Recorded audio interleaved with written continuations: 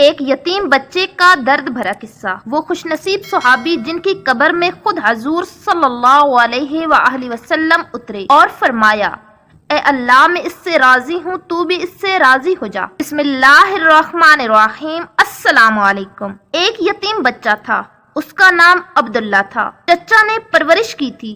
جب جوان ہوئے تو چچا نے اونٹ بکریاں غلام دے کر ان کی حیثیت درست کر دی تھی۔ عبداللہ نے اسلام کے متعلق کچھ سنا اور دل میں توحید کا شوق پیدا ہوا، لیکن چچا سے اس قدر ڈرتا تھا کہ اظہار اسلام نہ کر سکا۔ جب نبی کریم صلی اللہ علیہ وآلہ وسلم فتح مکہ سے واپس گئے تو عبداللہ نے چچا سے کہا، پیارے چچا، مجھے برسوں انتظار کرتے گزر گئے کہ کب آپ کے دل میں اسلام کی تحریک پیدا ہوتی ہے اور آپ کب مسلمان ہوتے ہیں، لیکن آپ کا حال وہی پہلے کا سا چلا آتا ہے۔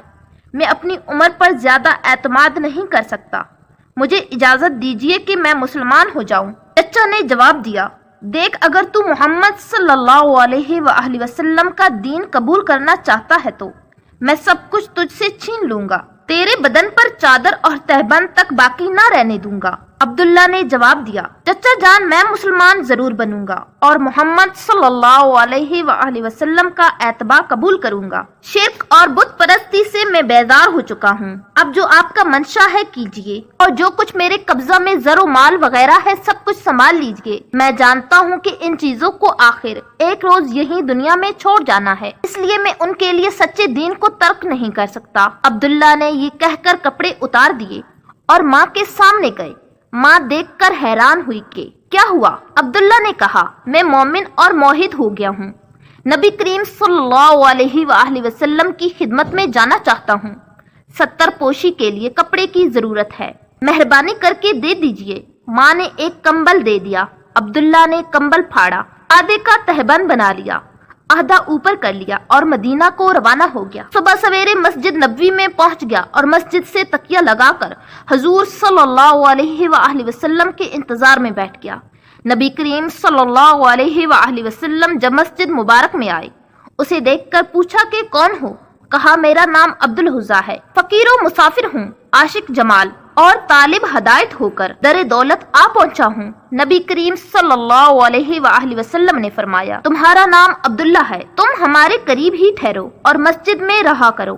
عبداللہ اصحاب صفہ میں شامل ہو گیا۔ نبی کریم صلی اللہ علیہ وآلہ وسلم سے قرآن سیکھتا اور دن بھر عجب ذوق و شوق اور جوش و نشاط سے پڑھا کرتا۔ ایک دفعہ حضرت عمر فاروق رضی اللہ تعالی عنہ نے کہا کہ لوگ تو نماز پڑھ رہے ہیں اور یہ اعرابی اس قدر بلند آواز سے ذکر کر رہا ہے کہ دوسروں کی قرات میں مذمت ہوتی ہے۔ نبی کریم صلی اللہ علیہ وآلہ وسلم نے فرمایا، عمر، اسے کچھ نہ کہو، یہ تو خدا اور رسول کے لیے سب کچھ چھوڑ چھاڑ کر آیا ہے۔ عبداللہ کے سامنے غزوہ تبوک کی تیاری ہونے لگی تو یہ بھی رسول صلی اللہ علیہ وآلہ وسلم کی خدمت میں آئے۔ عرض کیا، یا رسول اللہ، دعا فرمائیے کہ میں بھی راہ خدا میں شہید ہو جاؤں۔ نبی کریم صلی اللہ علیہ وآلہ وسلم نے فرمایا، جاؤ کسی درخت کا چھلکا اتار لاؤ۔ عبداللہ لے آئے تو نبی کریم صلی اللہ علیہ وآلہ وسلم نے وہ چھلکا ان کے بازو پر باندھ دیا اور زبان مبارک سے فرمایا، الہی میں کفار پر اس کا خون حرام کرتا ہوں۔ عبداللہ نے کہا، یا رسول اللہ، میں تو شہادت کا طالب ہوں۔ نبی کریم صلی اللہ علیہ وآلہ وسلم نے فرمایا، جب اللہ کے راستے میں نکلو اور بخار آئے اور مر جاؤ تب بھی تم شہید ہی ہوگے۔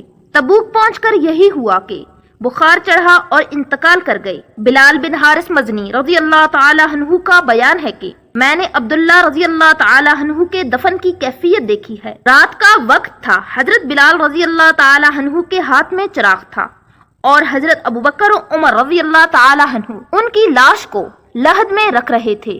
نبی کریم صلی اللہ علیہ وآلہ وسلم بھی ان کی قبر میں اترے اور حضرت ابوبکر و عمر رضی اللہ تعالی عنہما سے فرما رہے تھے، اپنے بھائی کو مجھ سے قریب کرو۔ حضور کریم صلی اللہ علیہ وآلہ وسلم نے قبر میں اینٹیں بھی اپنے ہاتھ سے رکھیں اور پھر دعا میں فرمایا، اے اللہ، میں ان سے راضی ہوا، تو بھی ان سے راضی ہو جا۔ حضرت ابن مسعود رضی اللہ تعالی عنہ فرماتے ہیں، کاش اس قبر میں دفن کیا جاتا۔ سبحان اللہ۔